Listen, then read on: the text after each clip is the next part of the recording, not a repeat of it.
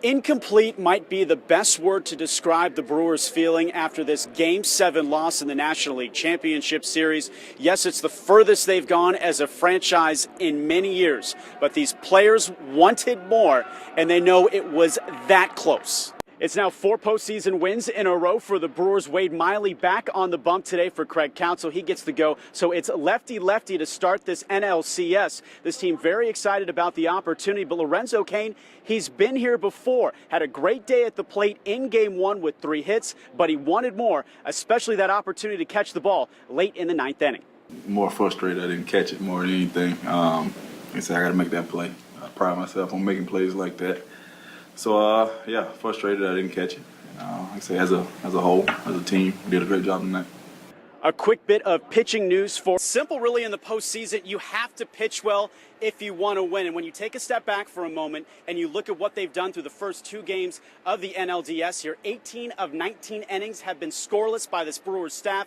Craig Counsell doing a magical job managing his arms. Game 1 going away from that traditional starter, using 6 bullpen players, and then he gives the ball to his ace, Jhoulys Chacín, on just 3 days rest. That's something he's never done in his 10-year big league career. What a difference does not having Josh Hader available in those mid-innings make. Again, he did not pitch in Game 2, and the Brewers pay the price. 7th and 8th inning, a 3-0 lead turns into a 4-3 deficit, and for the first time in 13 games, and for the first time this postseason, the Brewers find themselves on the wrong end of things. We now have the Dodgers beginning to warm up, but really so far this postseason, it has been about pitching. Again, 27 of 28 innings have been scoreless by this Brewers staff, and they're actually giving the ball to Gio Gonzalez here for game number 1. He didn't pitch at all in that National League Division Series, so that shows you the confidence that Craig Counsell has in him. Originally a first-round pick by the Chicago White Sox, they made a trade for him to get him over from the Nationals, and since he's been wearing the Brewers colors, has been a 3-0, and he also has an ERA hovering around 2, but Gio Gonzalez is the guy. Talking to a couple other guys in the locker room, there is no worries about this loss. It's 1-1 as the series shifts back to LA. Essentially, it goes from a 7-game series now to a 5-game series. Jhoulys Chacín getting the ball for Craig Counsell in game number 3. Of course, we will be traveling to Los Angeles for this one. Fox 11 has your all-access coverage throughout the NLCS. At Miller Park, Josh Moser, Fox 11 Sports. Now this team returns its core of young players. Again, it was 1 game short of the playoffs in 2017. Now it's 1 game short of the World Series in 2018. A lot of buzz around this team and a lot of feeling in the locker room that they have something building in Milwaukee, not only for next season, but for years to come. At Miller Park, Josh Moser, Fox 11 Sports. Of course, the big storyline coming out of the Brewers game last night was the win. It's now 12 in a row for the Crew, but everybody after the game talking about the home run that Brandon Woodruff hit off Clayton Kershaw. It brought this team life in the early innings after they were down 1-0 in a moment he later called one of his best in his pro career.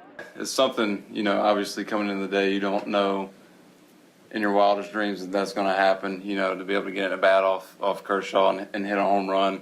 I rounded first, and once I knew it was going, it was just one of those kind of moments where you're not really thinking, I was just letting some emotion out, and it was a cool moment, and I was happy that I could just go out there and do it for the team. Woody is a good hitter, and he's, that's part of his game, and it's part of I was hoping he was the guy. I was hoping he was the guy that was going to get the at-bat today. It definitely changed the vibe for sure. Got everybody fired up. He was fired up coming around home. He almost broke my arm. I don't know if you look at the replay. Yeah, it was a pretty strong high five. But, yeah, got everybody fired up, ready to go. Like I said, I was hitting behind him, and I was able to get on base as well. So got the team going, and that's exactly what we needed. Woodruff actually becoming just the 3rd relief pitcher to a home run in the postseason, so quite a stat to hang on his wall. Game 2 today, first pitch just after 3 p.m., and of course you can watch it right here on Fox 11. At Miller Park, I'm Josh Moser for Fox 11 News. But now the question becomes, how will these arms fare in Denver? Coors Field's a hitter's ballpark. They're going to have to deal with the altitude. They're also expecting cold temperatures in the Mile High City, so that's going to make the ball harder. But again, bottom line, they now have 3 chances to win 1 game and advance. The feeling inside the Brewers locker room was somber but prideful. They realized that they came up one game short of the World Series, but in fact they did just that. They came up one game short of the Fall Classic, something this team has not done in more than 3 decades.